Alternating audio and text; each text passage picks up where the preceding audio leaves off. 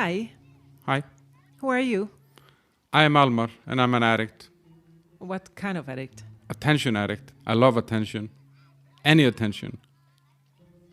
And what are we doing here? We're making a podcast. What is that about? It's about things like people's stories, how they ended up where they are, ended up doing what they're doing. And it was supposed to be about something else, but I ended up with this. Mm-hmm. Who are those people? These are my friends. Basically my network, because I wanted to make a show about me, but I didn't really have anything to talk about. So I ended up looking at the network. The network was interesting, so I kind of thought, okay, I can maybe make something with this. So do you have already a name for this podcast? Yeah, it's called The Bunker. How the hell did we end up here? And how is it connected to the theme? How the hell did we end up here? So basically people's stories and how they went from A to B and then to C, and with coincidences, decisions, traumas, basically anything that moves you to the direction or the point where you are. Mm-hmm. So how often are you going to have this podcast? I'm not sure, but maybe like two times a month, 3 times a month. So do you take yourself seriously enough? Do you have some sponsors? Yeah, like every other professional podcast, then of course I have sponsors. I have the Oat Bar. That's the greatest thing in Karlín. Sells amazing oatmeals and skyr. Everything is handmade. And it's available from 8 to 3 during the weekdays, closed on the weekends, but you can order on Volt as well. And it's a place that you really want to go. Healthy yet tasty. Sounds and good. Then I have a company called Alfred. It's alfred.cz. It's a place where you can find jobs. You can set up a job watch. You can get notified whenever there's a cool job coming along. And it's a great solution for anyone who is either looking for a job or wants to change jobs, because you can find the right job without spending time looking for it. It's available in Czech, English, and Slovak. And check it out. Alfred.cz. So yeah, those are the guys.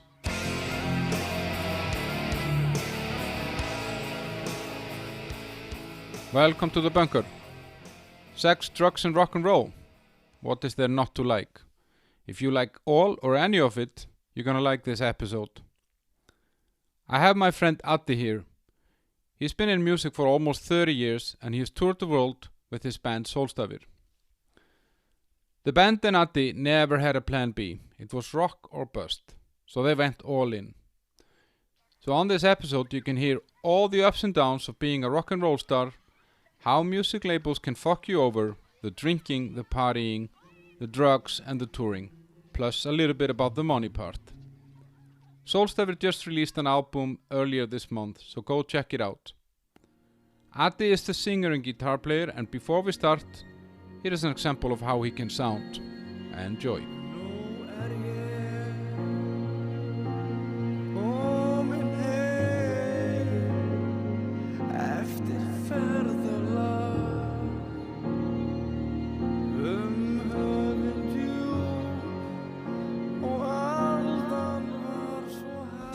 So today the bunker is being recorded slightly differently than usual. I'm in Iceland, in another person's bunker.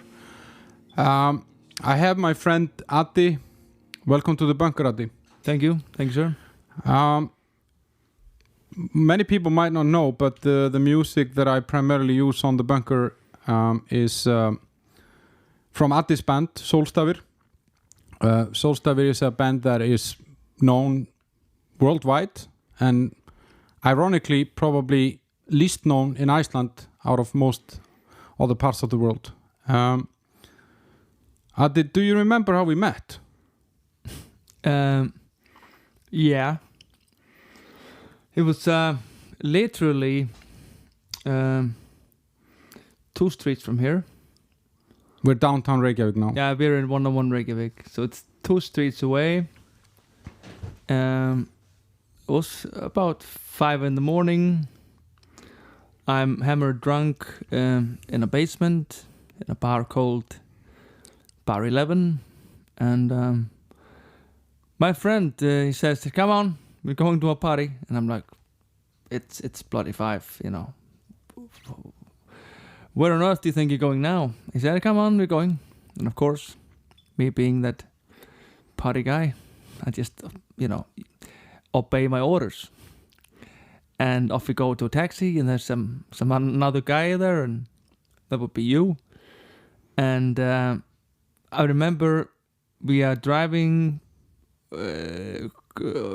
like 10 kilometers away from downtown, and you make a phone call to someone saying we're on our way.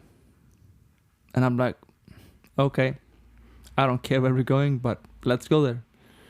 And we go to an industrial area in Kópavogur. Yeah, it's basically a strip club.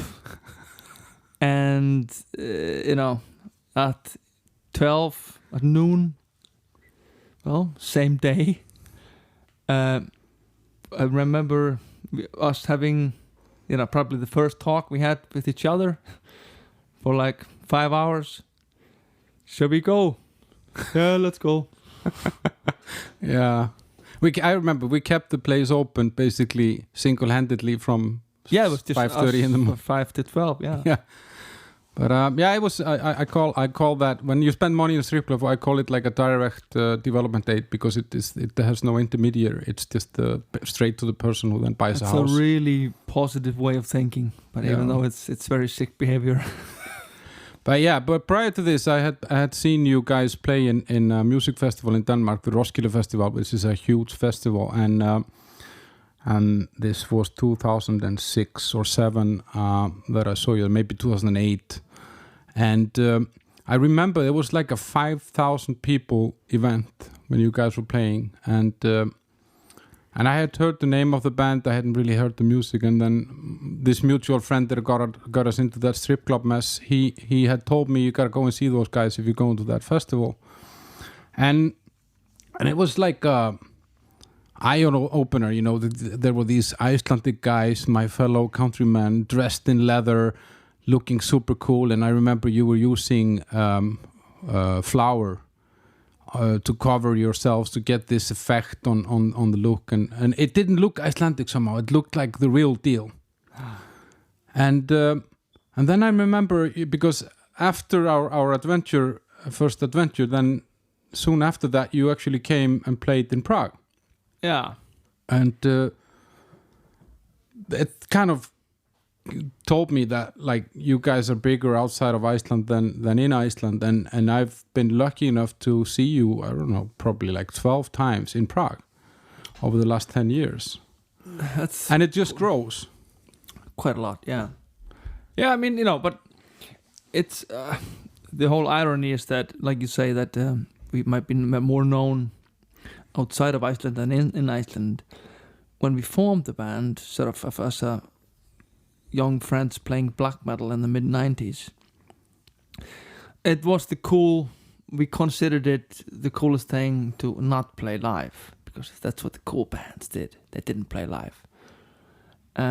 So we were never gonna play live.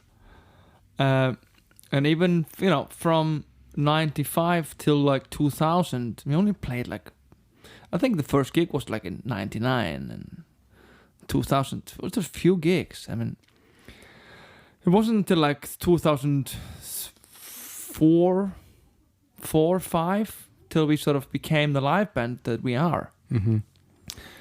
And that sort of live band that got born in 2004-5 is the band you saw at Roskilde Festival. If I stop there a little bit, I remember I went to Roskilde Festival in 98. I went there in 2000 and 2003, and I remember saying 2003, I'm never coming back here unless I play. And I did. Oh, that's cool. That was kind of cool. So you saw us there in 2010, right? Yeah, I think it was earlier actually. I think it could have been earlier, but it might be 2010. I don't remember. I think it's 10. Because I went there every year for 10 years or something. I think it's 10. Yeah. So we have sort of played a lot live, mostly here in Grand Rock, next street by Laugaveg. Yeah, in Reykjavik, yeah. Yeah, so we played a lot with Brain Police and a lot of other bands. So by the time we had Roskilde Festival, we were a good live band. I mean, and we were like a proper band. We were like a gang. I mean, the first gig we went, it's hanging somewhere here, some laminate. I remember the first time the first time we went abroad was 2004. Played in Loppen, Christiania. Mm-hmm. That was a terrible gig, but the only good thing is that we played. Well, two good things came out of that. We played in Loppen, Christiania. It's where the Pumpkins that played there, the Blur, a lot of legendary bands. And being in Christiania, in Loppen, Christiania in Copenhagen, it's a really cool place. Yeah, it's a free state. Yeah, it's a free state, so it's a kind of cool place.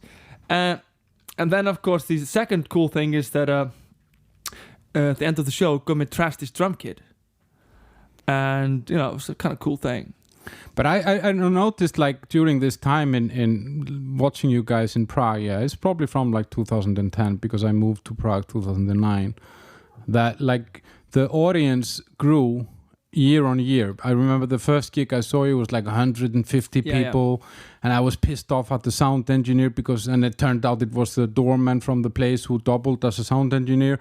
And then next year it was a slightly better place. Next year better. That's always been like that. I mean, the first tour we went, it is like 10 years ago as well. I think I saw a poster of it. 2009, 10.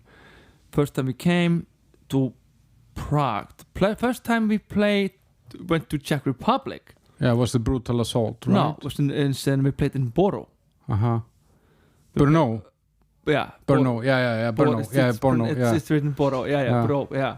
So we played there in 2010, I think. I was really excited to go to Czech Republic for the first time, even though we knew we didn't have a lot of following there. We were playing with sort of similar sized bands that we weren't following a big band, but because our first EP came out in Czech Republic in 1996 on View Beyond Records from Stribro. It's a place in Czech Republic, probably pronounced incorrectly. So coming there for the first time, I don't even remember the venue. It wasn't a great gig. I remember we were like, we're in Czech Republic. We're gonna play from our first album. It came out here. No one cared. So not a single person cared that we were excited about being there and playing stuff of our first album. But I remember after that we didn't go to, because we don't really book these tours ourselves. Now we can a little bit. I mean, we can do it now. Like last tour we said. I remember talking to our agent saying we want to go to Serbia, we want to go to Croatia, we're going to go to Northern Ireland. So, and we did. But back then, it wasn't up to us. They would just send us anything, send us any place. And we didn't really go to Czech Republic for a long time. But then now, every time we go to Prague now, it's one of our favorite places. I mean, and it's interesting to see is that the following, like, it grew. And I think for me, like, the pinnacle of it was when, I don't know, like 3 years probably ago, maybe 4, when AC/DC had a 75,000 sold out event on the same evening as you played with 700 people. You sold out one of the best known. So we got the leftovers. No, you got the cream, and you sold out one of the best known venues in Prague on the same evening. And the goosebumps came for me when all these guys that were there, they were singing in Icelandic. Yeah, that's happened sometimes. It's still, I don't know the feeling, but it's a really weird feeling. It's happened the same, I mean, when we were in, Colombia, Bogota, Colombia, it's pretty far away. It's a great city. It's even further away from Prague. And I remember we were touring South America, and it's Mexico, Brazil, Argentina. We started up in Mexico. I started in Chile, but we do a lot of Central and South American dates. And then we go to Bogota, and it was the smallest gig on the tour. We hear like pre-sales are not so good. It's a small club. And we're like, okay then, one of those gigs. But we pull everything into it.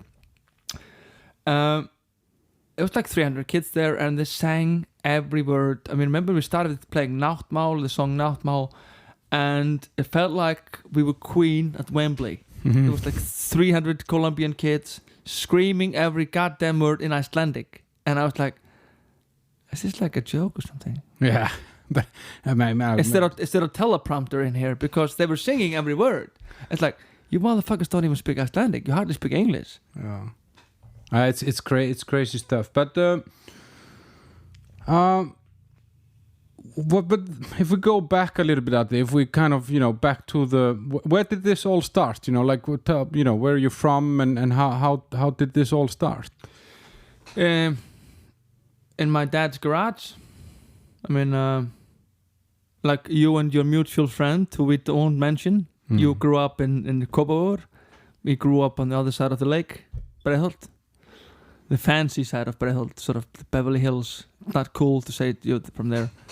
I mean, we had all been in sort of death metal bands in the 90s, and sort of in the early 90s, I remember standing in a bookstore called Eymundsson, downtown Reykjavik, me and Haldor, and we reading, we walk into the store, and we always knew where Kerrang would be kept in the bookstore because there's no internet here. So, Kerrang, Metal Hammer, Thrash and Burn, later Terrorizer, this was the world. Mm-hmm. And I remember we see Kerrang, and there's a picture of Varg Vikernes from Bursum, half naked on top, and his hair all in front of his face, and said, I peed on Euronymous' grave, or something like that. And so that was, coming from death metal, gore and splatter from Florida, and the Norwegians burning churches and hailing Satan, playing black metal. I was like, oh, count me in, man. This is the shit. And so, how old are you? Roughly what age is this? 93. 15? Yeah, something like that, I'm not good at math, so. This is 93. I can calculate every year in my life by sort of music points. I don't know how old I was in that year, but I can tell you whatever happened in 93, 4, 5, 6, 7, 8. But by that time, when you were 15, you already knew how to play guitar, or how? No, I was a bass player. I was a bass player, I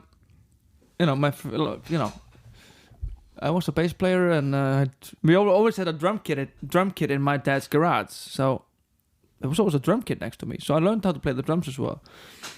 So it wasn't until Sólstafir, me and Haldor wanted to form this black metal band. It was we started talking about it like in '94.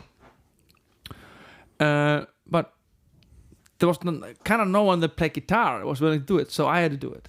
So I borrowed a Fender Stratocaster from a friend of mine who had just got it as a, how do you say, gift, confirmation present. It's that guitar right over here. So I got that one in 1995. Why are you laughing?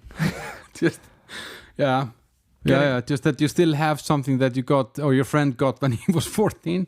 Yeah, I still used it. I used it last time in Prague. He got it from a confirmation present, then I used it to play black metal stuff.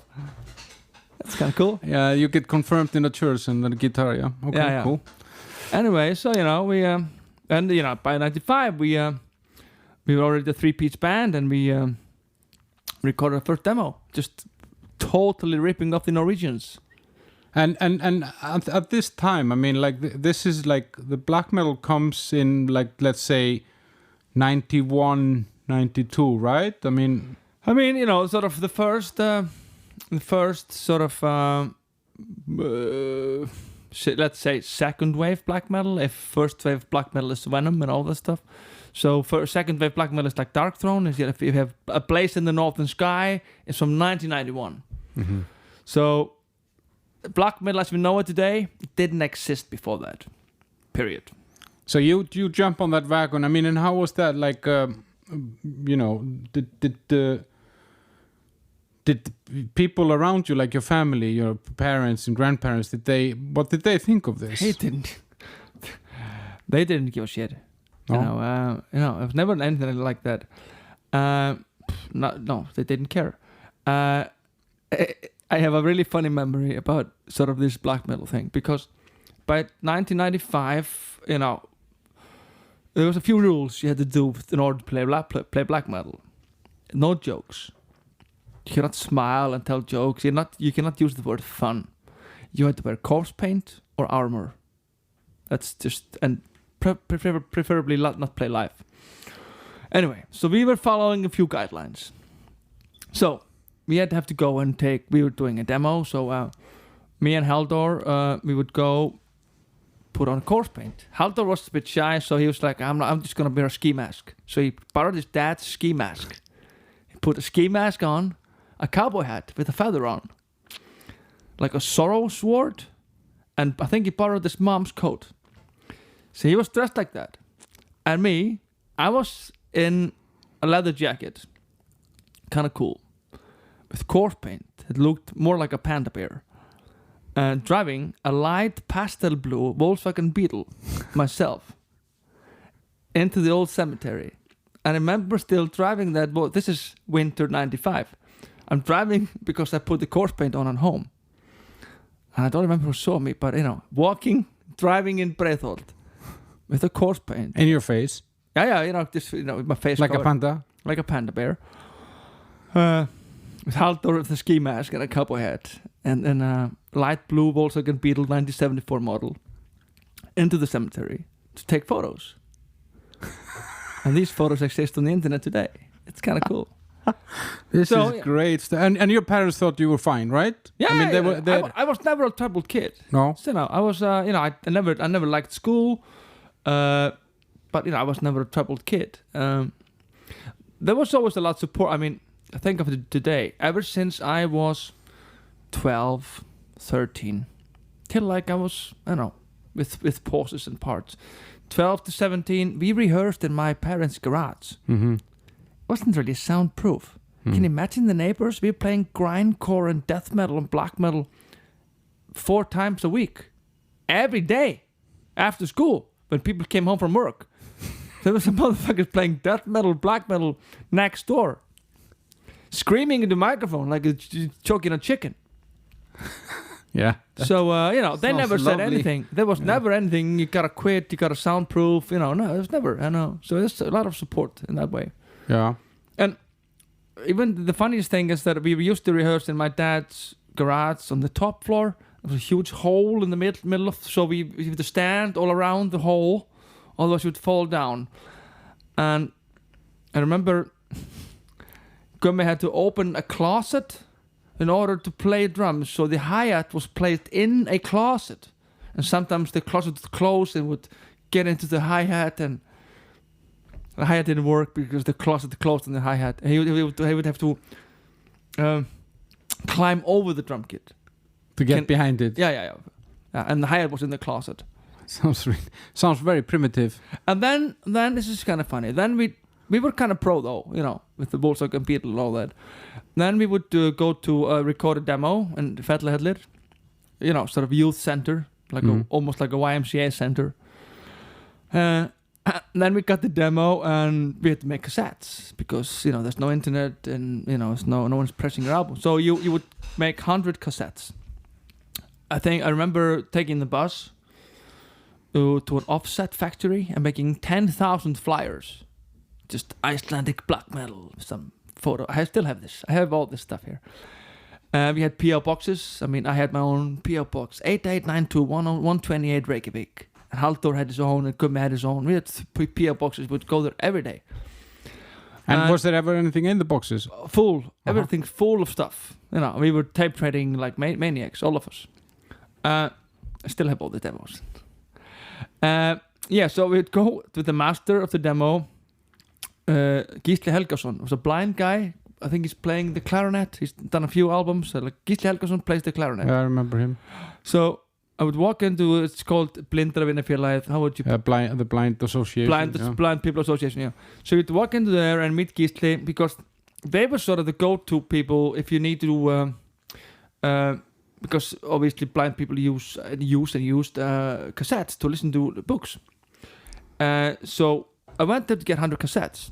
And I remember the moment I handed him the master, it's like a size of a Zippo lighter, the DAT master, handing a blind guy the master of your album, and he's like, "I'll take care of it." It's kind of funny. I mean, it's surreal. It's kind of surreal. And then I remember he puts it in the machine and starts twisting some knobs, and I'm like, "How's this gonna work?" But it's obviously. So and this at this time you're like 15 to 18, 20, right? This is in 95. So I'm 18. Yeah. Because in if I do idiot math, by 97 I'm 20. Yeah. So at this time you're still in school or Yeah. We are in FB, Philbert. Like a secondary school. It's like high school. Yeah. High school. Like a high school, yeah. So we're all in high school. I remember every lunch I would go on my grandmother's 1974 Beetle to the post office box, and I was not really. I was that much into tape trading. I quit school to go work for the post office.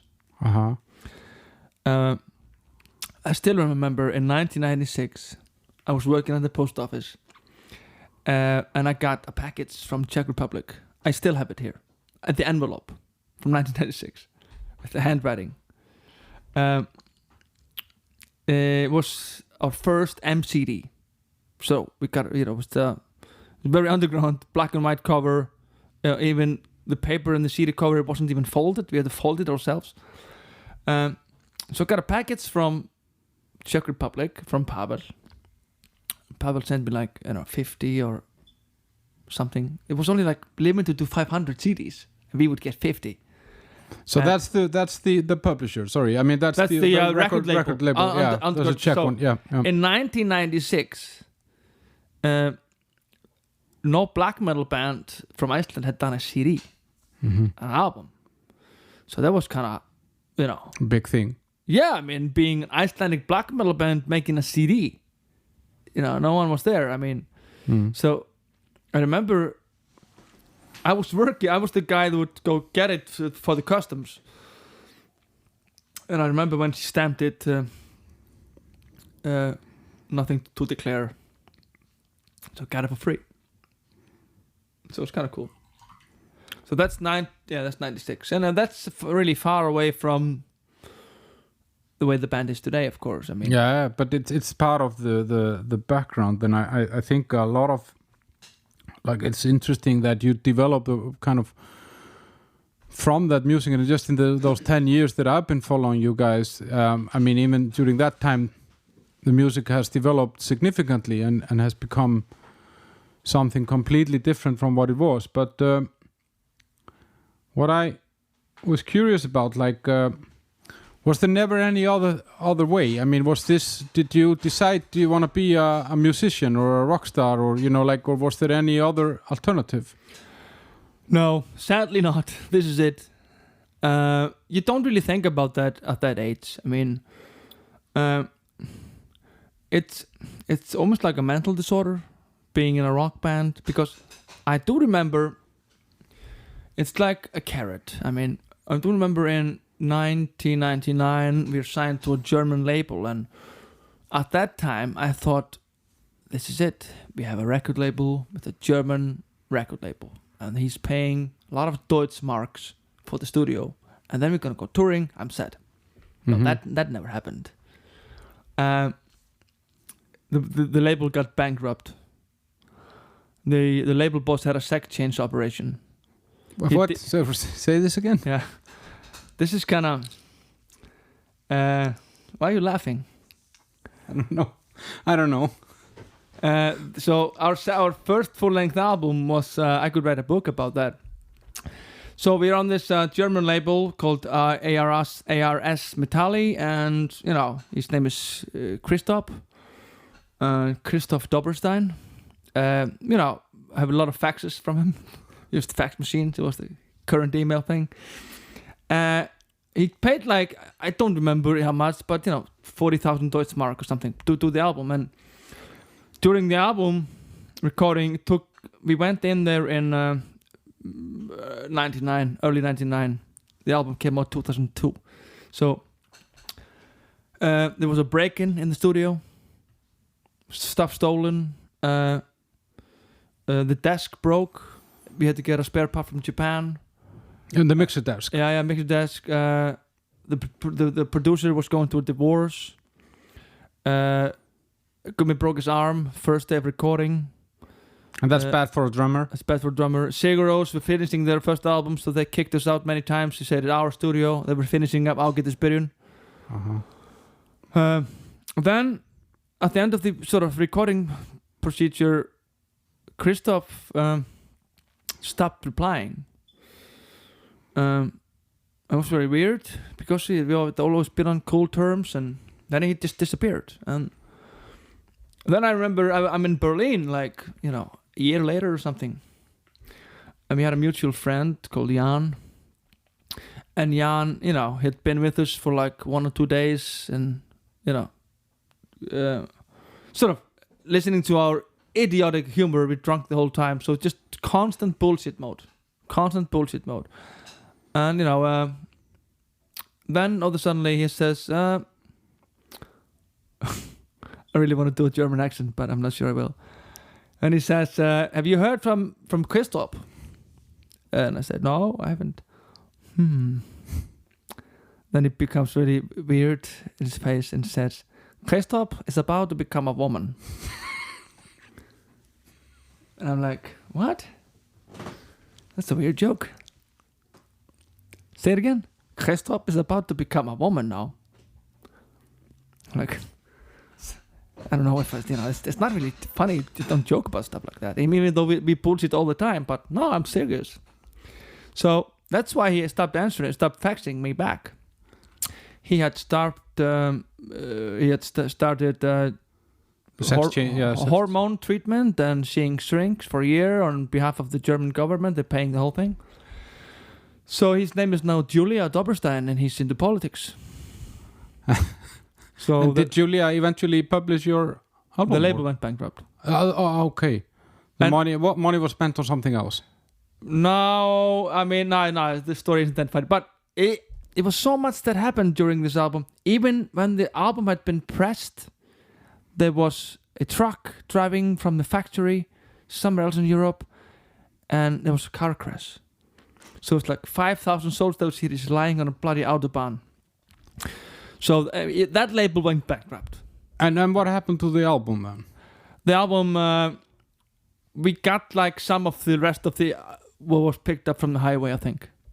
But the recordings, I mean, the album came out. They came out eventually. Okay. But you know, Christoph was never he was always very honest. Well, I'm saying he financially, he did his thing, you know, with he paid for the album. And but he just disappeared. But he reappeared as Julia. Yeah, as Julia Doberstein. I never met Christoph. I've never met Julia. And this, which album is this? This is our first album called In Blood and Spirit. Yeah, and that's like the first major production that you guys did, right? Yeah, so we did this album that came out in Czech Republic in '96, and then we did this that came out in 2002. This is the closest we've ever done to a black metal album. Even though I don't really look at it as a black metal album today.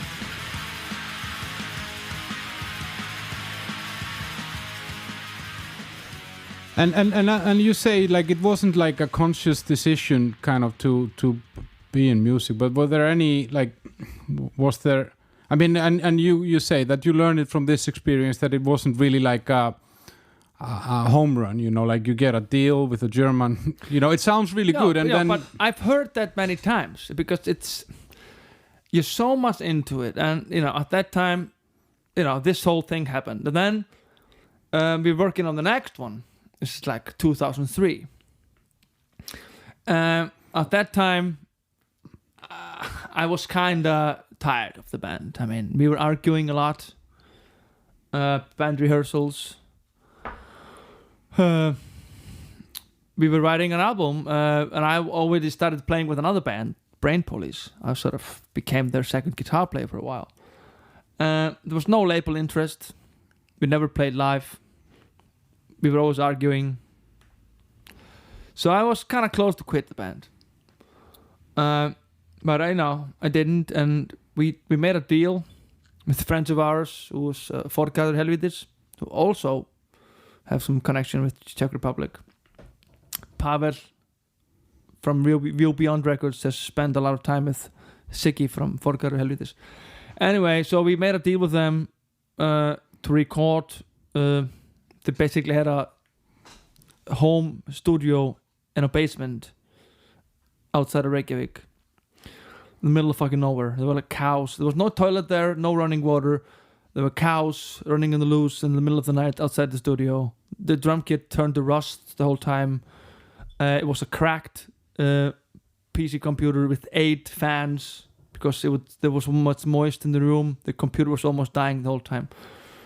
And we would do this every second weekend because our friend Sigurgrímur, Benny's best friend, he only could do this every second weekend when he didn't have his daughter.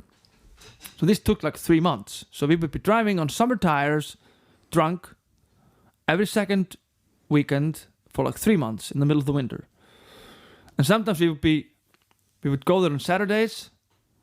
We would work till like midnight, drive to Reykjavik, get shit-faced, and drive back at 5 in the morning, work Sunday again. So that became Masterpiece of Business. You're sitting under the cover here. Yeah. So and when you describe this, I mean, just like when you describe a process like this, how much of it do you think is heard on the album?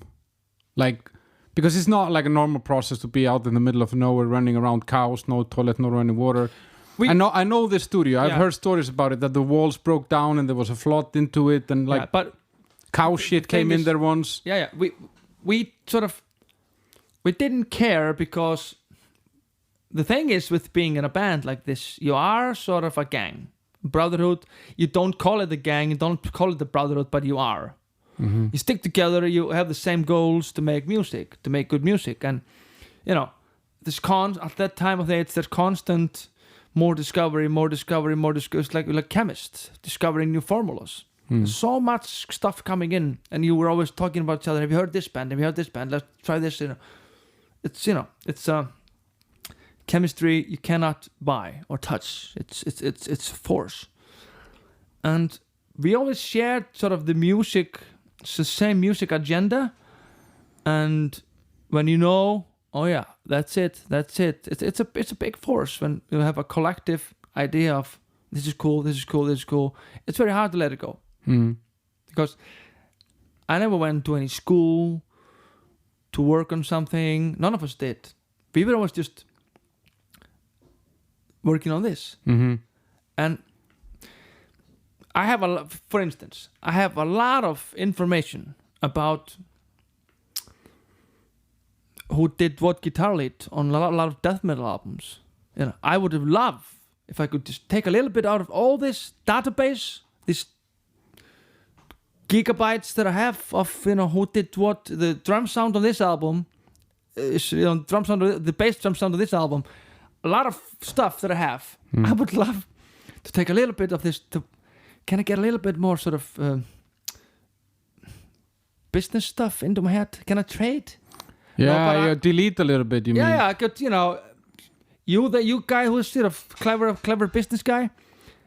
I can give you a lot of information about bass drum sounds on death metal albums before '94. If I can know a little bit more financial thing, I wouldn't mind. It would be good for me, Yeah, but it would be bad for your music. Sure, that's right. Because in order to take something somewhere, you have to know where it's been. So you're always gathering information. I don't think anyone could have done the Köld album except us four. Because we knew what I thought was cool. We knew what was cool to mix. They're mixing a lot of weird stuff there. Ennio Morricone with Cranes, UK indie band with, a lot of stuff. Yeah, I remember when I listened to this album, the first kind of non-black metal album, Masterpiece of Business, I walked from my home in Vinohrady in Prague to Karlin, where my office was and still is, and it's about 25 minutes walk. And I was listening to this on an iPod, like the old school, and it was crazy because I remember when I got to work, I had heard 2 songs in 25 minutes. Yeah, there would be 29 minutes the first sort of songs. Yeah, and that was and they were very kind of melodic and yeah, it was a unique. I felt that it was a unique music style in some sense, which then kind of brings me back to like, was there an idol? If you would look at the musician which kind of had an impact on you. I mean, if I listen to your music, I can't place it anywhere. I couldn't tell. I mean, I can hear bits and pieces here and there, but I can't place it. When I see you on stage, I can see certain people. But any idols? Idols? Role models? Idols? Sure. I mean, in the beginning, it was, the Norwegians. Immortal and Burzum and Dark Throne But very early on, we're open for sort of more spiritual bands. If it's, the guides were a lot into sort of Godspeed You Black Emperor, spiritualized, and I would be more sort of into maybe Neil Young, or we would all listen to Pink Floyd and Sigur Rós and Air, a lot of the French band Air. Mm. So we were always very open to lots of doing something new. I think there's a lot of Icelandic mentality. I think it comes from the 80s. I think there's some connection in us, but around the Sugar Cubes area. Sugar Cubes sort of were formed from a punk band and a weird indie band, and they become the Sugar Cubes. And for those who don't know the Sugar Cubes, that's Björk's old band. So, yeah. And so it's something weird. I think Icelanders are a bit weird sort of mentality. So I think it's and then of course we would all love Ennio Morricone. We would watch spaghetti westerns and a lot of British bands, Fields of the Nephilim, The Mission, Sister of Mercy, a lot of goth sort of bands that would be influenced by Joy Division, Bowie, The Cure. So even though we were sort of never direct, Joy Division and Cure, I mean, I love those bands, but they were never really our first bands. So sort of, but those bands, sort of The Cure, Joy Division, and I would say Bowie's before that, because I'm pretty sure those guys loved Bowie. They were sort of responsible for the British goth rock bands, the Sisters and the Nephilims and the Mission, and we would idolize them. So we would be playing British goth. I remember our ex-bass player Haldor. He came from England in '95, and he brought some albums with him that he said he was in a record store, and the guy would not allow him outside of the store unless he bought this album. And Haldor's like, "Oh, fine, I'll buy it. Never listen to it, you fucker." So that was Fields of the Nephilim. He came to us, to Iceland with us, and we would just, me and Gummi would just listen to Immortal and, Entombed or Dark Throne. And we sort of fell in love with that, British goth. So we were already mixing British goth with black metal, and, so much has happened since. But how... So like this, you make that first album and... you didn't have a label for that one, right? Or who? Well, first album, if you consider, I consider after the black metal. Yeah, I mean, So we go to this countryside and do this. We made this deal with friends of ours. Can we borrow your studio to make an album? If we get a record deal, we'll pay you. If we don't, we can't pay you. And they said fine. So we record an album. So during the winter, and we make a 3-song promo, and we started sending the promo. We had homemade promos, lots of labels, and no interest. Just kind of very low point for the band. This is the 2003-04, and no label interest. And I remember a friend of mine called Matt McNerney. He's been in Code. He's been in Hex Wexel and Grave Pleasures and Beast Milk and a lot of bands. Anyway, Matt's band Code was signed to Spike Farm at that time. So, and I sent it to Matt because we're sort of friends. And Matt basically emails Sami from Spine Farm and says, if you don't sign this band, someone else will, and it's going to be your loss. And the funny story is, we had already sent them CD. They never fucking listened to it. And it wasn't until our friend Matt told him, you have to listen to this. So, a month later, we are playing this gig in Christiania, Loppen. And he flew over. Saw this weirdos. He called us, look like weirdos. Look at these weirdos with flower for the flower and the weird sunglasses, and Gummy trashed the drum kit, and the sound guy was mad running after him. Gummy didn't give a fuck, and Sami thought it was so cool, man. He trashed the drum kit and didn't give a fuck. So he signed us there. Mm-hmm. He basically signed us in Christiania to a label. So that's then another time we are signed to a Finnish label. 2 albums. Masterpiece of Bitterness comes out. We could pay our friends a little bit money. And then, of course, we did the Cold album. Around that time, we had thought about... Gummi was studying in England, in London, and Svavar was also living in London. I was about to go to Glasgow for school. So we were thinking about relocating the band... To the UK. It made a lot of sense. And we had already started rehearsing up session guitar player. Anyway, I remember Spine Farm had had offices in England at that time. And I remember me and Gummi, we both went to the Spine Farm offices in England. And it's this huge, because Spine Farm at that time were owned by Universal. So we went to the Universal building in London. And it's a huge fucking building. And we were like, oh shit. It felt like the story of Anvil. When Anvil, the guys from Anvil, are at Sony Records. And it's just like, you're like, oh, it's so embarrassing. So I felt like a couple of guys from the Breitholt going to Universal building in London to a meeting. We were like, this is it, dude. We made it. Jackpot. We go to a meeting and we meet some... Anyway, fast forward, they promised us Gibson endorsement, Marshall endorsement, you're going to tour with Fields of the Nephilim, you're going to tour with this, you're going to do this. And we were like, fuck yeah, man. Bring it on, bitch. Nothing happened. Nothing. And a year later, or if it was a year later, I remember we were touring with a band called Swallow the Sun. We were at the Camden Underworld in Camden, in London. Me and Gummi are backstage, and the same guy, I can't remember his name. It's an old sort of industry guy from England. The same guy walks into the room, talking to Swallow the Sun, how great they were, and how they were gonna change the world and do all this stuff together. And I'm like, you fucking shitting me, you cunt.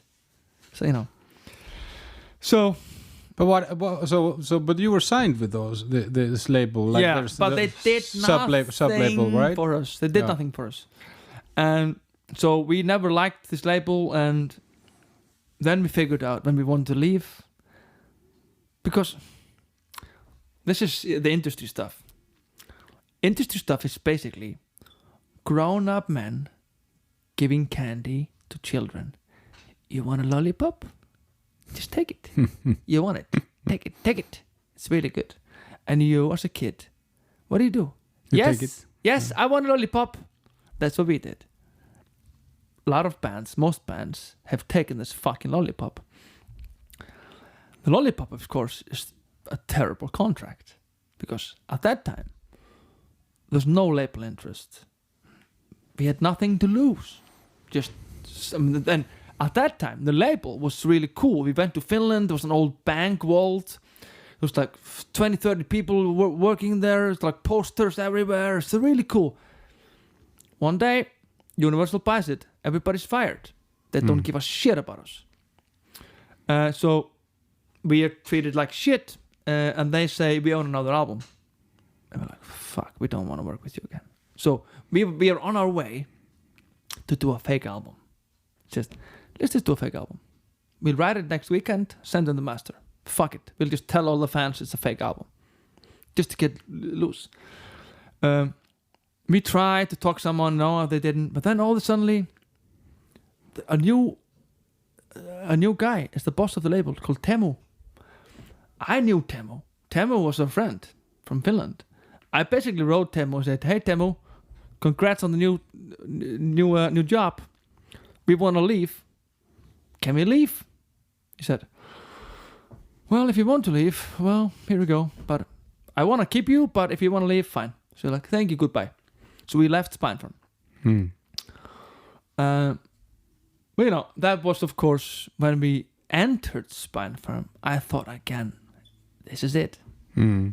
So it's and this is like, I don't know, man, 10 years into our career or something.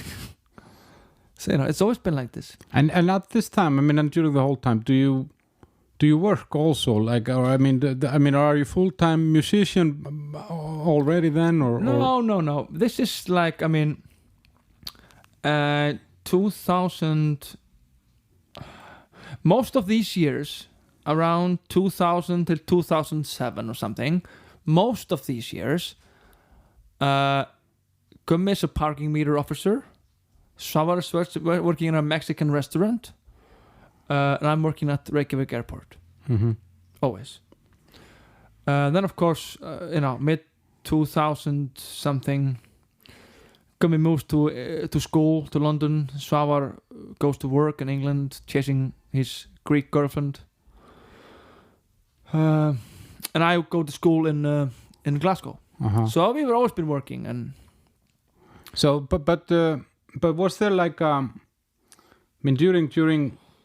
during this period, how do you, is it like a rock and roll lifestyle? Is there a lot of partying and sure, of course. And how do you keep going when you don't really necessarily feel, because at this stage in your career it's not really necessarily going very well, the first record label kind of goes bankrupt, the second one kind of dumps you. How did that affect the band? There was no money in it anyway, so we weren't really losing anything. You just live on daily basis. You find a new job, but the band didn't cost that much. We weren't doing a lot of touring. We weren't using fancy studios. Well, no, not at that. But first time we sort of used a fancy studio was the Cold album, which we got money from Spinefarm. But that was just spent straight in the studio. So the band didn't cost that much, and we were never. The first proper tour we did was like 2008 or 9. I don't remember. So before that, it was just maybe one weekend, or we were just. It was most like a hobby. Yeah. Because if you do 200 shows a year, which is like the most we've done, it's not a hobby. You don't play 200 shows a year if you're a hobby artist. So. And that's what happened there, 2006 to 8. It kind of transforms. You make that album Cult, which is one of the kind of I would say like a breakthrough. Cult is recorded December 2007 in Gothenburg. So we go there. I remember writing it. We are writing that album summer of 2007 on the top of there was a porn store in Kópavogur. I think the guy was just probably selling more cocaine than dildos. So we were rehearsing above the porn store sort of summer of 2007. There's no windows to be open, just really fucking warm. Then we go to Gothenburg in December. We're there for like 3 weeks. And the album sort of then 2008 we don't do much. It's a lot of delays for mixing and mastering and blah blah blah. So there's no really proper tour. But then not much is happening there really. I mean, we're doing some festivals, but we still just have normal jobs.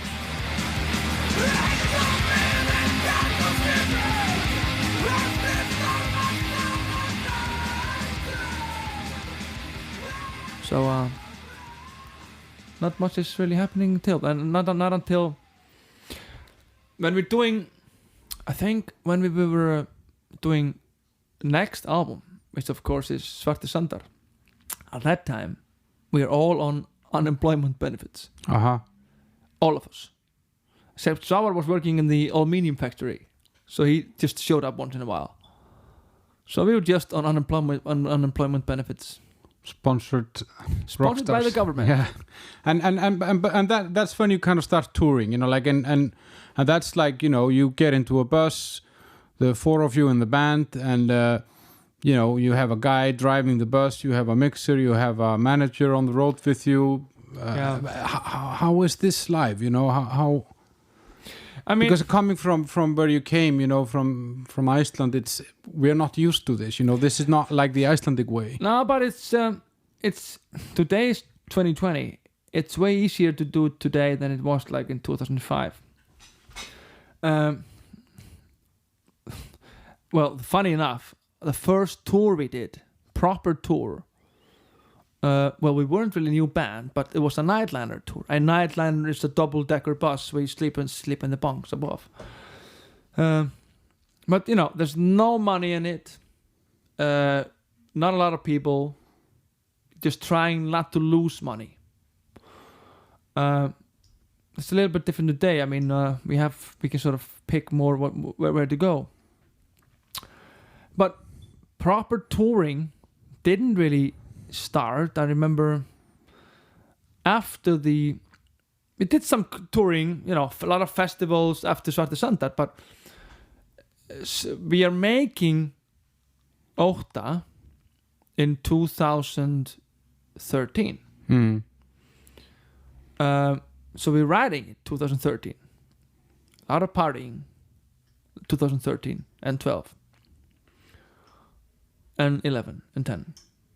But 2013, after that, we sort of start touring a lot. And I remember it was around that time, 2014, 15, that we did 200 shows in 1 year. And that's a lot. But did you make money off that? I mean, did that make you... No, I remember going to... Well, maybe one of them or something. But I remember going to... well, because... you're investing. I remember we're doing one tour like a month in Europe. Sure, we get some money for it. Not a lot, but we would fly from Lisbon after being in a bus for a month to New Jersey to be in a van for a month, making no money. Everything that comes in goes into rent gear, rent the van, pay gas, pay staff. Because, you know, you have staff. You have a sound guy, you have a light guy, you have a merch person, you have a driver. Management. So there's like 4 or 5 people that need salaries. So because we are the owners of the brand, we are investing in ourselves. So we take pay cut in getting no money. It's kind of weird. We couldn't today. It's kind of weird going to America in a van for a month, coming home with nothing. And I remember we went once with a session drummer. When Addi was playing with us. I mean, we had sound guy. We were like 3 band members with 5 employees. And at the end of the tour, everybody got paid. Except you. The 3 band members. It was like, this is kind of weird. Because we've been in a month on a bus getting nothing. And you don't really do this. Hey, babe, I'm going on the tour with boys. It's going to be a bit tough because, you know, I won't be earning a dime. You know, so now we all have kids or wives, son, mortgages. So you can't do this today. But when you were at this, I mean, like, I guess there must have been a lot of things to, like, let's say, I mean, imagine four guys that have known each other for like 10, 15 years, maybe even longer, some of you, but stuck in a bus, driving around for maybe 30, 40 days. 8 hours. Getting wasted. 8 hours a day. Getting wasted every night, right? Yeah. How did that develop? Like the party part, the sex, drugs, and rock and roll. But the thing is, if in order to do this without the money, it has to be fun. It has to be fun. Being on a bus, getting no money for it, and it's boring. It's basically annoying, unpleasant, even toxic. There's no price. There's no money that's gonna sort of... Being on a bus... I mean, imagine, you have had girlfriends. Let's say you have 10 girlfriends. I don't know. I'm just saying you have 10. And let's take 3 of the most boring ones. Mm-hmm. I'm gonna send you on a bus with them, 3 of them, for a month. In a van. How's that gonna go? Yeah. You're not gonna get paid for it. But you're just gonna be there. Sounds great. Sounds great, right? Yeah, that's the story about being in a band when the morale is gone. Because the morale is the carrot. We are a team, doing it for something greater good later. Or having fun now, enjoying this. Because we're not gaining anything financial for it. So... But around this is always also, I guess, alcohol and substances and stuff like that. I mean, like, it's a... Sure. It's a part that all of us, that are not rock stars like you, this is what we think about, and this is what is being glorified, is the ability to do whatever you want, to girls and whatever, But no one comes out of alcohol or drug abuse a winner. And not everybody's going to come out of it happy. No, but they don't show us that all the time. No, of course, but that's the truth. Yeah. So, of course, it's weird when... this happens over a long time, of course, when you spend so much time together. You sort of forget that, hey, there has to be fun. It has to be communication, has to be good spirits, fix stuff, instead of just one apple is rotten. It's like a fucking cancer. It just gets bigger. And when people have different ideas, what's fun? Some people like to snort drugs. Some people like to do acid. Some people like to just drink coffee or chain smoke cigarettes everywhere. Some people hate cigarettes. Some people want to stay up at night. Some people want to sleep at night. So it's a lot of moving targets. Yeah, you're all in a fucking van together. Yeah. So a lot of things can go wrong. I mean, imagine this. Putting young men, 10 to 20 of them, in the 20s or early 30s on a bus together for a month, drinking and doing drugs. What could go wrong? But what went wrong? I mean, like you did this. I know you before you got sober and after you got sober. Yeah. So I mean, how was it during the time when you were, drinking and partying? How big part of the tour was that? Like, it's just, it gets out of hand. I mean, when I'm 20, it was fine, I guess, But, I see it differently as 43. It wasn't fine that I would just be alone at the bar, spending all my money on beer till the bar closed, trying to find an after party to drink more beer, feeling alone all the time, instead of being home with my girlfriend. It's kind of weird, right? I didn't think it was weird then, because I think it was, what's a man supposed to do, or have the idea of fun. Today it's not the idea of fun for me. At some point, which is of course invisible, it goes wrong. I mean, remember, we're playing a show in Stuttgart, and I'm still awake at 11 in the morning. Alone, awake. And there's like a sound check in 2 hours. And my voice is gone. And I'm just sick. I'm really sick. And I didn't have the fucking flu. And then the morale comes. Of course. You're letting yourself down. And everybody else is like, what? Judging you. well, they're entitled to, but you don't feel like having someone pointing at you, what the fuck are you doing, man? Like, fuck you too, man. You've done this before. You remember like 4 years ago? You did. You know. So, all this stuff, I never... We used to, this is the funny thing, is we used to tour like supporting bands or doing festivals, most like supporting bands, playing like 50 minutes a night. 4 songs. And I always wondered why my voice was so fucked.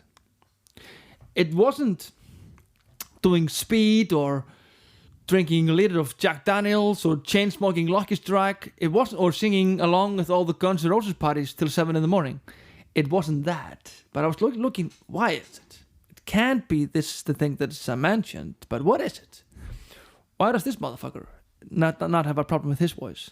Why is it only me? As a 43-year-old...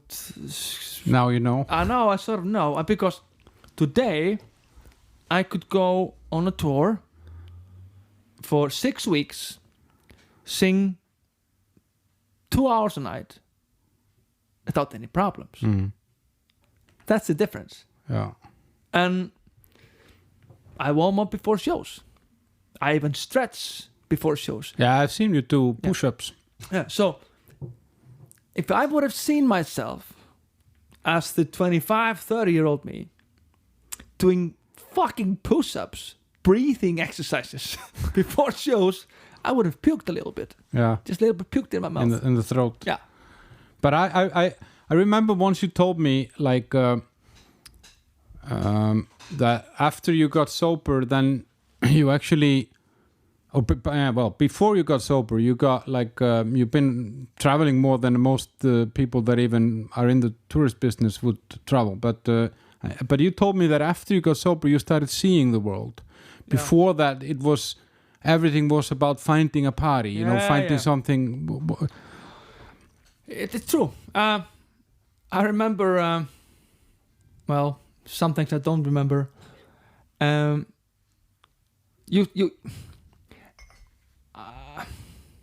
so much stuff I could say about this. Just say whatever you want. Yeah. It's just been a lot of eye-opener. I notice more what's going on in the audience. Sort of, I'm conscious about it. If something is going on, if someone is, crying or something is wrong, or sort of, I enjoy it more. It's, and frankly, today, at the age of 43, if I would go to a gig and seeing a singer in a band, hammered drunk, babbling between songs or being out of pitch or not giving a fuck, I'm like, give me my money back, you bitch. The part of me think, that guy is amazing, man. Just doesn't give a fuck. He's hammered drunk. I used to think like this. I did. And you probably did as well. Today I think like, nah, man, I ain't having this shit. It's changed. This sort of living for the recklessness. It changed. I mean, I even had a child 5 months ago. And I became very pregnant. If you know what I mean. Yeah. I became very pregnant. In order to say we became pregnant. Because I just would cry. I would be very emotional. And I didn't even have the child in me. So this recklessness, it's not there, man. I remember talking about this, having a child, how it changes people. I remember in the Formula One that Michael Schumacher or someone said that the worst thing a Formula One driver does is to have a child, because then all of a sudden the life that you're living actually matters. Is that the same feeling that you felt with this? I know what you mean. Of course, you're right. But I've only had a child for 5.5 months. But I've been sober for almost 7 years. So that changed a lot. Just in order to be there for my friends, having the patience to talk to other people. If I can, a lot of people ask me, hey man, I'm suffering from this, I'm struggling with this, Do you have any advice? And sometimes it's very hard because a person would come up to me and say, I don't want to live anymore. I tried to kill myself last weekend for the 4th time. What can I do? And I'm like, it's like 300 people waiting for me here. I wish I could talk to you for 4 hours, but I can't.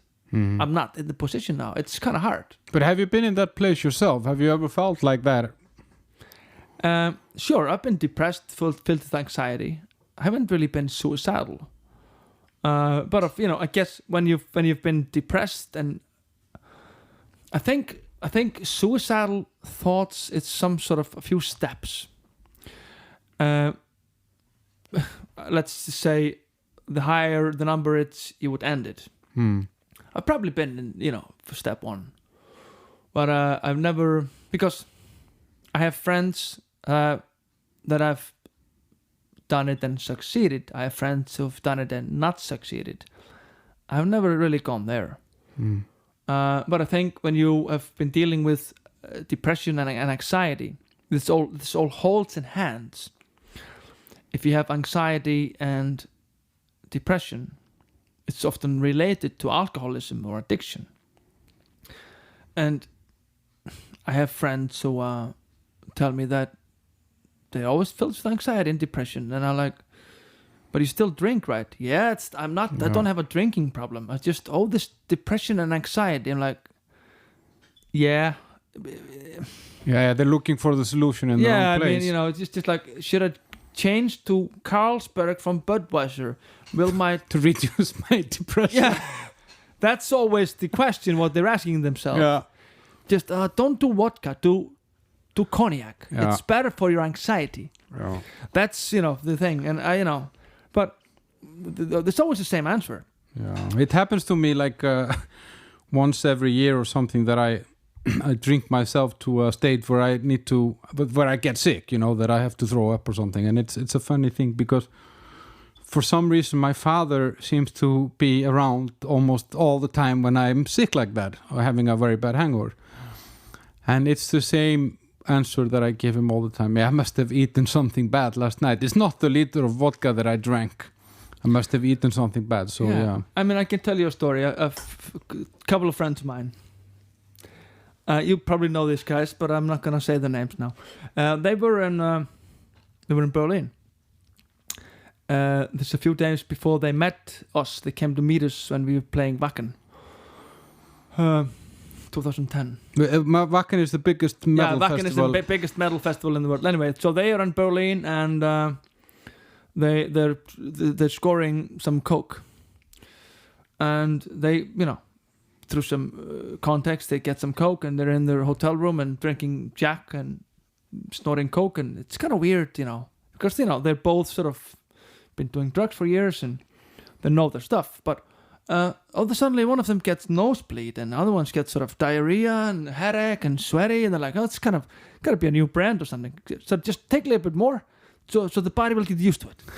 So they just start doing a lot of coke, snorting it like maniacs, and the headache just doesn't go away, and there's puking or diarrhea and sweaty and all that stuff that comes with it.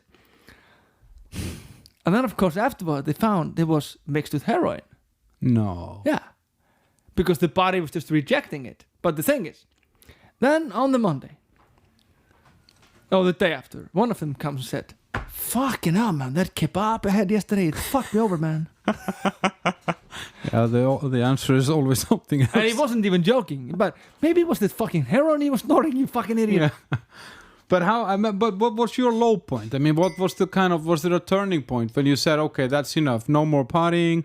Yeah, sure. It's kind of funny we're in here. In 2013, I'm we in here, when Addi says in here, we're in his 120-year-old house in the center of Reykjavik. Yeah, we're in my apartment in 101 Reykjavik. So December 2013, I'm in Harpa, dressed in chainmail, like a Viking chainmail. Harpa is the music house in Reykjavik. Music house is like the Sydney Opera House of Iceland. Yeah. And Skálmöld, the band Skálmöld, is like they're a metal band. They're playing with the symphony orchestra, and I'm there singing one song with them.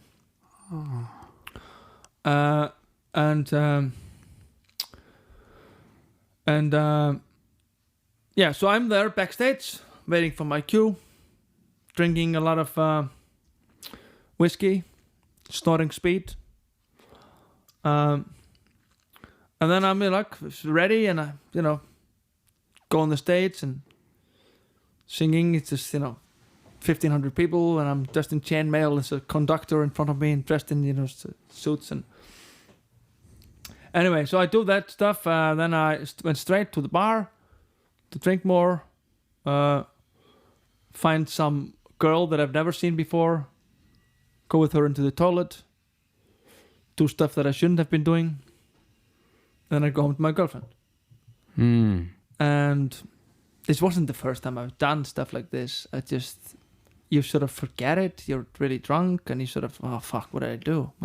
And it sort of increases. This being unfaithful or unloyal, it sort of increases. You got away with 2.7. I can go to 4.8 next time. It's sort of it increases. Then just a few days later, my girlfriend asked me, so what were you doing in the toilet at Dillon last Saturday? I'm like, what? Nothing. Oh, really? No, that's not what I heard, she said. And I'm like, what are you talking about? Like, oh, I heard you were with someone. So she knew almost everything. It's like she had seen a fucking camera. I'm like, how the fuck does she want? How can I get out of this? So I started lying. Lie. I don't like lying. And it's because I don't really lie. So it's very hard for me to sort of constantly lie. But I'm doing it, and she knows everything, and I'm like trying to get away with it, just lying more, and until I just couldn't lie more. I cracked down. Just because it sort of gets to you. I guess I'm not, I couldn't lie more. So in order for, we're standing here in the apartment, she's gonna leave me, and we're both crying, and I'm an idiot, I'm an asshole, and blah blah blah. I've destroyed her life and all the dreams we had together, and all this sort of stuff. And at this time, I thought of what can I do? I mean, I'll do anything to try to get her to forgive me. But she said, I have to leave you. I mean, I have to. You realize I have to leave you. I'm like, please don't leave me. I'm crying here. So I basically figure out I'll call someone to try to get some help. Because you realized that I realized this was my drinking that was doing this, because I was, So, and she had been inclining that I was an alcoholic for years. And I was like, me? No, I'm in a rock band, baby. I have to drink whiskey. It's sort of, what rock stars do, man. Don't you understand? Don't you, what part don't you understand about that? That was me. She didn't agree with me. And she left, and I got to be sober. So that's, and we're good friends today. But I hated her. Especially the one, the point is, the girl that I went into the toilet with, she had a friend. She told her friend. Just like a 23-year-old girl or something. Oh, I was doing this and this with the singer in this band. And just, 3 persons away was my girlfriend. And she got everything that happened. So, and I hated that girl who squealed me. Fucking bitch. She destroyed my life. I had to quit drinking for this shit. You fucking cunt. Today I'll hug her in the street. Yeah. So we're friends today. But how did this, how does this affect your music? Do you compose music differently, or and I guess because I think the whole band kind of went on the wagon. I mean, the guys that are in the band with you now, the one guy left and another one joined, but the guys are kind of, they have Less of a eccentric lifestyle. Yeah, but we never wrote drunk. We never rehearsed drunk. We just performed a little bit drunk. Okay. You know, after the show we would get wasted. So our music was never written under the influence of alcoholic bliss or some. But it was written in the depression that follows the alcoholic bliss. Sure, but not really though, because sort of when I've been in my worst states of depression, I don't write anything. It's not until I stand up again and I can look in the mirror and hindsight or what happened, how I felt, then I can write. It's like when I'm depressed, I'm just lying there. You know, figure of speech. It's not until I stand back up and like, oh, fucking hell, what was that? I can write that. Sure, Svavar had been sober for many years. I mean, you know, scenario. Svavar was sober for 6-7 years in the band. And I remember the day this is absurd, when he got drunk for the first time. We were in a field in Germany and he's like, took him like a minute to find some guy with amphetamine or you just went all into it. We are in a hotel somewhere in Germany. I'm not in the room. I'm with some girl in another room. Gummi and Svavar are fooling around with a video camera in the middle of the night. Svavar is passed out. And all of a sudden, they hear some sound. Then it's Svavar lying on his back, puking, passed out. So he was basically suffocating in his own vomit in his bed next to them. It's like a youth hostel stuff. There was 3 beds in the room, and they had a fucking video camera of him puking, asleep. So instead of helping, I mean, eventually... Of course, he's alive, and they sort of, when they saw it, they heard the puke coming. So this is like a Bon Scott moment. And so, I think on the video camera it shows Gringo is right for still recording. I think Gummi took him up, because everything was covered in puke. He took him basically by the throat, holding him, and he puts one arm into the shower, and the other arm turned to cold water. So Svavar wakes up, all in puke, in the shower, in ice cold water, screaming like he was being killed. And he stopped drinking again after this event. No. That's not what. That's not his lowest point. No. But the band kind of sobered up. I mean, like I in the past few years, I haven't seen you guys, none of you guys drink. Maybe seen Gringo, the guitar player, have 1 or 2 beers. Yeah. But how has this affected the like kind of the chemistry and the creativity and so on? It's good. There was never a point that, you know, let's all do this. You know, it never. I quit drinking there, you know, late 2013. I think Svavar quit the year after. Then Hallgrímur came into the band, and some, you know, 5-6 years later, he quit drinking. I mean, he's been a sexaholic, weed smoker. He's done everything. So he just doesn't drink today. I mean, he has 2 kids and a wife. If you have 2 kids and a wife, you can't really be doing drugs, you fucking idiot. It's not going to work out. Gringo drinks. And we are all very open about sort of anxiety, depression, drinking stuff. We're sort of over it. I mean, we really, really like going to festivals and play a big show together. We fucking I love it. And then we just go to the hotel. And it used to be the biggest problem was to go to the hotel before the airport. To picking up the bag that was in the hotel. You'd never touch the bed. Now you sort of actually get maybe 4 hours of sleep instead of no sleep. And you get to see stuff. I mean, in some of the cities. You know, first time I was in LA, sober, I always dreamt about going to LA to party. So our bus is parked on Sunset Strip. And I'm like, wake up, I'm in Los Angeles, man. I've been dreaming to come here since I was like 10. It was Christmas. So I woke up early. The city was almost asleep. I put my running shoes on. I carry them with me in case of emergency. So, this was one of the days that today I'm going to go running. What kind of emergency is that? No, I'm just saying.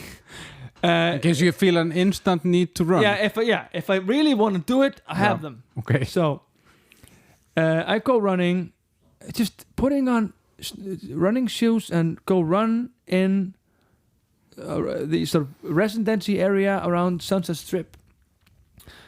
I was just like, this American Christmas decorations, kind of like ridiculous. It's just so cool and big, and it was just.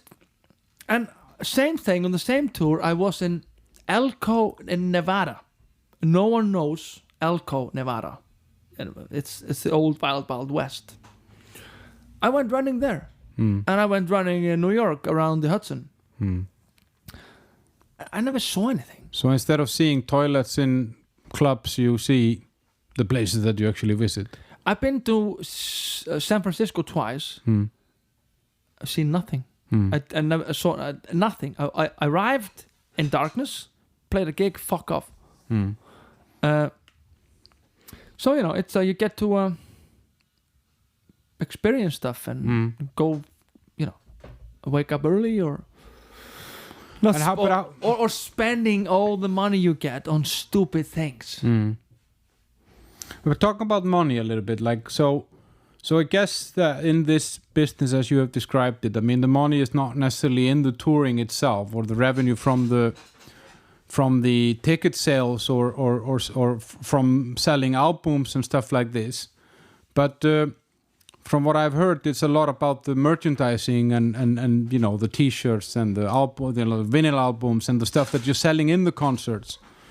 So does that like make you enough money so you can kind of make this your profession as you have chosen to do, or I mean, you live here in a decent house. I mean, I've owned this apartment since 2003. Yeah, it's 17 years, and I don't own it.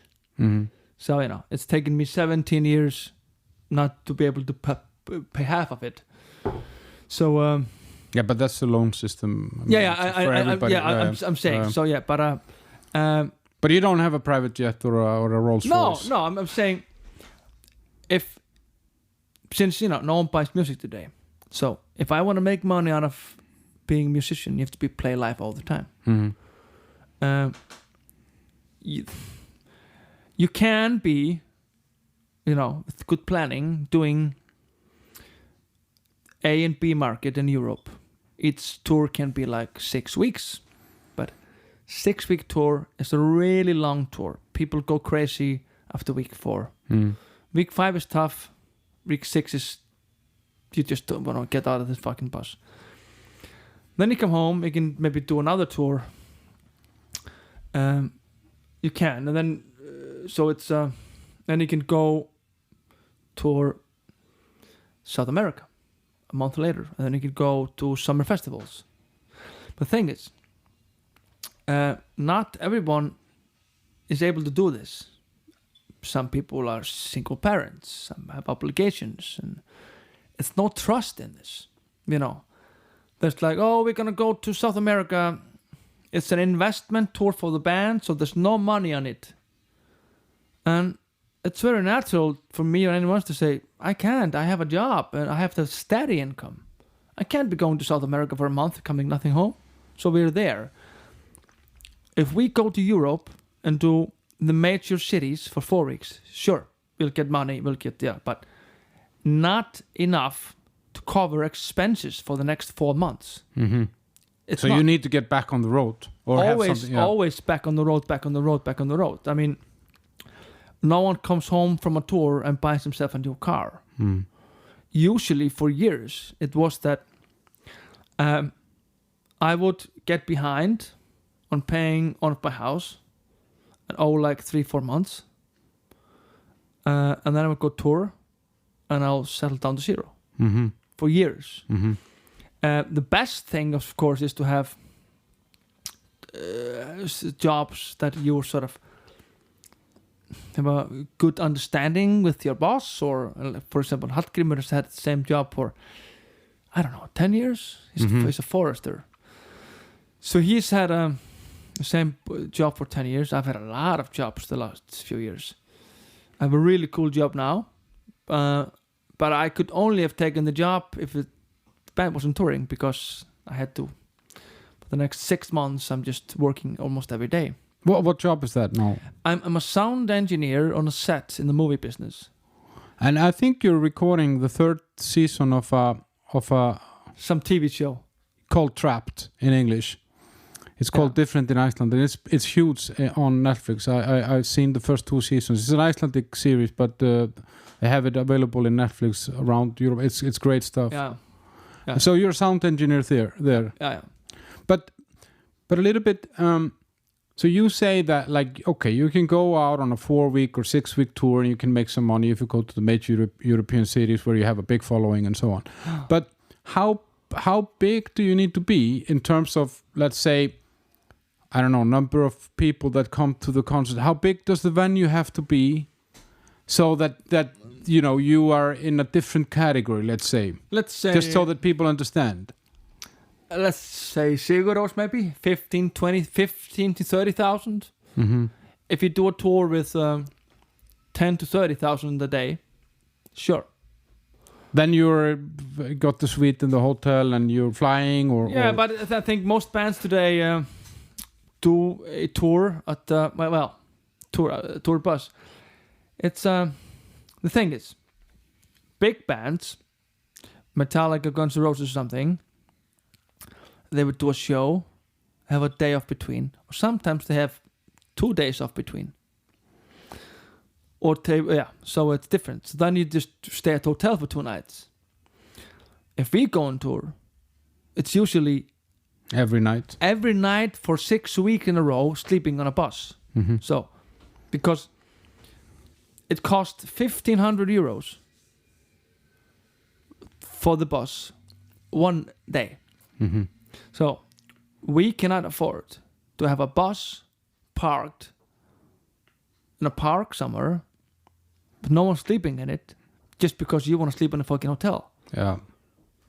And you need to get to this level, like 10,000 people or something. It's like it's like Sigur Rós guys. Yeah. They can do that, yeah. But we can get like 1,000 people. We've been doing some tours on our own now, so it's very easy to see that you're not riding on someone else's tail. So we can get like, let's say 1,000 people a day. This is fine. This is really good. So that's good. But let's say we would be doing 5,000 people a night. I would have a new car here outside. I would have probably paid this house. Okay. Just to kind of, it's interesting to kind of understand the perspective, because I think that from the outside, I remember I went to see, and when I lived in Copenhagen, I went to see Ian Brown from Stone Roses. Yeah. And, you know, I mean, it's actually, for me, one of the best kept secrets of music, but because I like his music, and I think most people do, but they haven't really heard about him. But I kind of thought, okay, he was in Stone Roses, that was a huge band, and he played in the same place as you guys played. Loppen Christiania, yeah. No, in Pumpehuset in Copenhagen, in downtown Copenhagen. It's a tiny little venue, and it wasn't even full. And then the bus was waiting outside, and I was like, what the fuck? This guy is still on the bus, you know, like it's... Yeah, but that, I mean, for instance, that's the trick. A bus is not really a bus. If you were in Motorhead, and you would have the bus, you would be on a bus, except you would be the only one sleeping on the bus. Ian Brown could be on the bus with 1 bed in it. Or 2, because...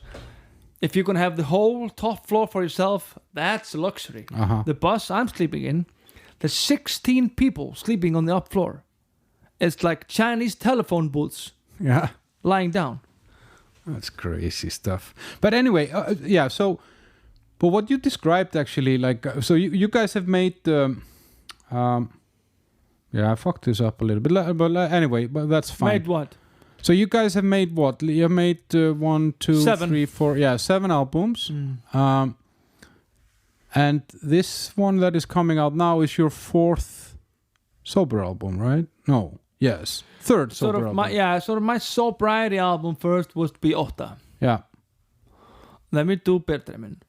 And then this one. I can tell you that it was really weird becoming sober because I thought becoming sober would just be having a bum stop drinking vodka. I've never been a bum. I never liked vodka. So it wasn't really the same.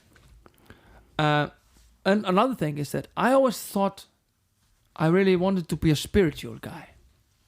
You know, it's sort of thing that I found interesting, being a spiritual guy.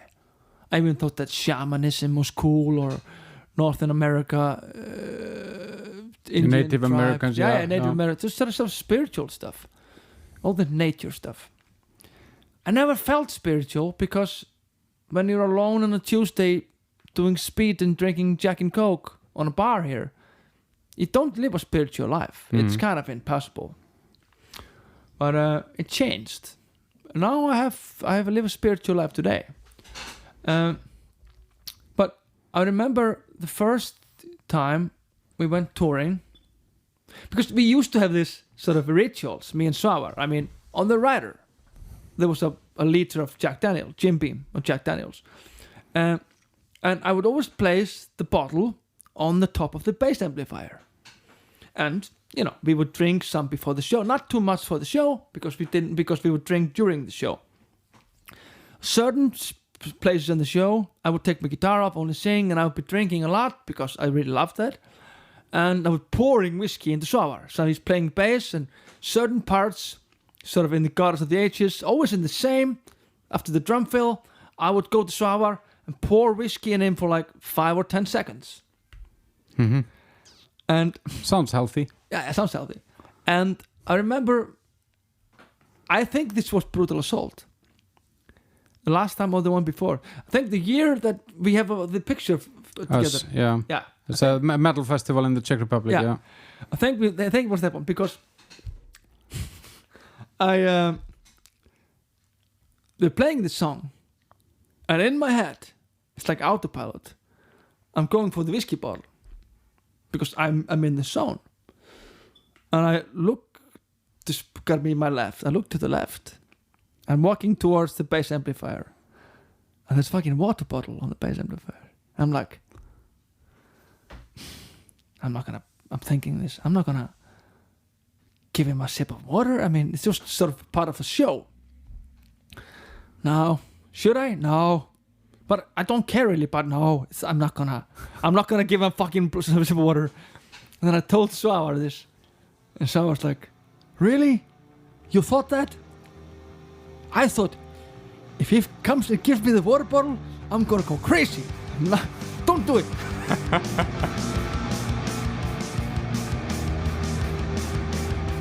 But it was a little bit.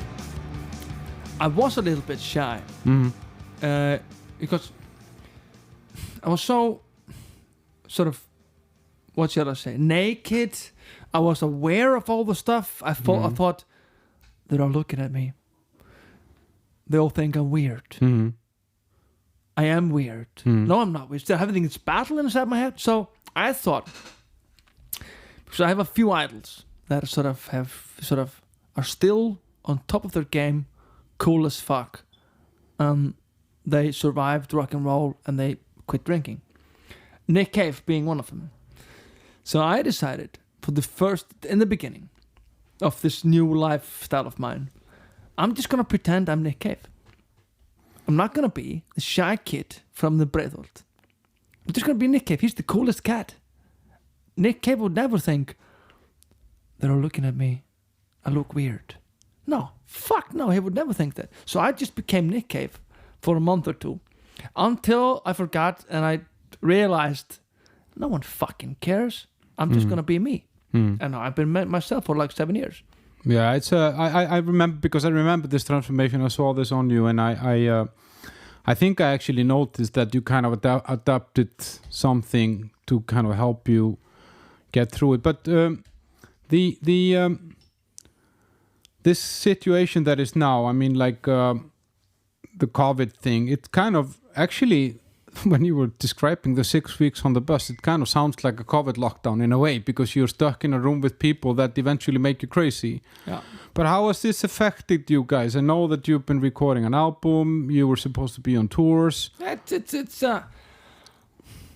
We've the last 6 months, we've had 1 album and 2 children. Mm-hmm. So we've been busy. My girl was supposed to be born on 10th of April. She was born on the 17th. So there was in Iceland there was the peak of the corona insanity. So I was not supposed to be allowed to be in the hospital, and it's kind of crazy. But that turned out fine. There was a home birth, and regarding the album, we started recording the album in February. So in February, this was still just some stuff going on in China. Then it came to Italy and came to sort of Europe, and and then we could sort of slowly just be recording the album. Being in a studio, 2 guys, it's very easy. And album got delayed a little bit. But just been careful. None of us have had been infected or.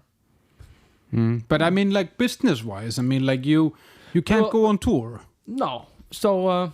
And how do you stay in touch? Because I know you're the kind of guys that, and I've always respected that about you, is that even when I saw you in Prague in the smallest places, you would still hang out afterwards, talking to the fans. Going even with them for a beer or something, like you always had this really, really close relationship. But now it's just, I think a lot of people are asking, can you do live streaming? Yeah. But, when reality takes over, newborn kids, wives, jobs. Takes all your time. We haven't played a song together in a rehearsal space since February. So we never have time. We have different jobs, different shifts. So we can't. We do some, Instagram corresponding. I've been doing a lot of interviews. I did 50 interviews in August. So, that's basically what I've been doing. I've been doing interviews, some Instagram stuff, the videos. But the album is coming out now in November 6th. November, yeah. And because usually you would go on a tour like 2-3 months after the album. Yeah, but that's people have been saying that as well. Why are you releasing an album in the middle of a pandemic when you can't go touring? And my answer is always, what's the alternative? When are we going to release it? Are we going to wait till everything is fine? So when is that going to be? Is that going to be a year from now? 4 years? Never? Tomorrow? No one knows. So instead of canceling culture, canceling art, let's just continue what we can continue. Let's do interviews. Let's do stuff through the internet. Podcasts. Exactly. Let's do what we can. Instead of canceling everything until when? But it's cool, actually. I think about it now that it's there are 2 bands that filled stadiums and the music house in Prague on the same night 4 or 5 years ago that are making records in November. It's Sólstafir from Iceland and AC/DC. They're also releasing an album at the same time.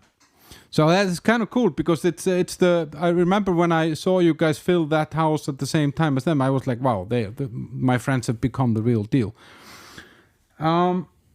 Anyway, I think that's kind of like, it's been a good overview of the story so far. I mean, and the beauty about it is going to continue. But I thought it was only supposed to be about sex, drugs, and rock and roll. Yeah, but there is always a little bit behind because that's just what we see on the surface. And I have very young listeners, unhardened souls that are not ready for stuff like that. But so you got an album coming in November.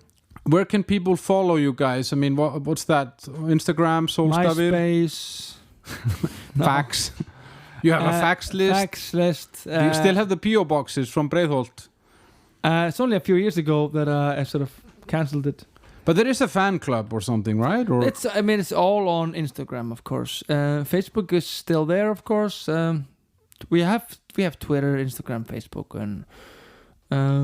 and your record label is called Season of Mist. There's you can pre-order stuff there, and you have a store also. You sell a lot of T-shirts and different stuff like that. Yeah, we have a company called Impericon. Well, it's not our company, but Impericon is impericon.com. They are selling our official merchandise, and if people wanna follow you personally, that would be Instagram or yeah, I have an Instagram page, sort of an open Instagram page. Sure. Okay, so that's Addi. No, I think it's my last name, Tryggvason. Tryggvason, yeah, that's true. Anyway, you guys can just go to your Instagram. Yeah, you can go to my Instagram, Midlife Crisis Warrior, or my Twitter, and then I can help you from there. I'll be the one that's heart every post. Yeah, and anyway, guys, so it's been great to talk to Addi. I of course, as always, I learned something new, stuff that I didn't know. Keep following those guys. Look out for the music, and even though he talks about being painted as a panda in a cemetery in Iceland in '95, it's the music is so much more than that. It has developed a little bit. I mean, it's much more melodic than you might think from the description. Their live shows are amazing. They both look cool and sound cool, and they're always coming around Europe and the States. So thanks for listening. Go to my Twitter, my Instagram, follow me. There's a Facebook page for the show, The Bunker, How the Hell Did We End Up Here? And thanks for everything. Tell anyone you know about this show, because I'm a sucker for attention. Bye. Thank you.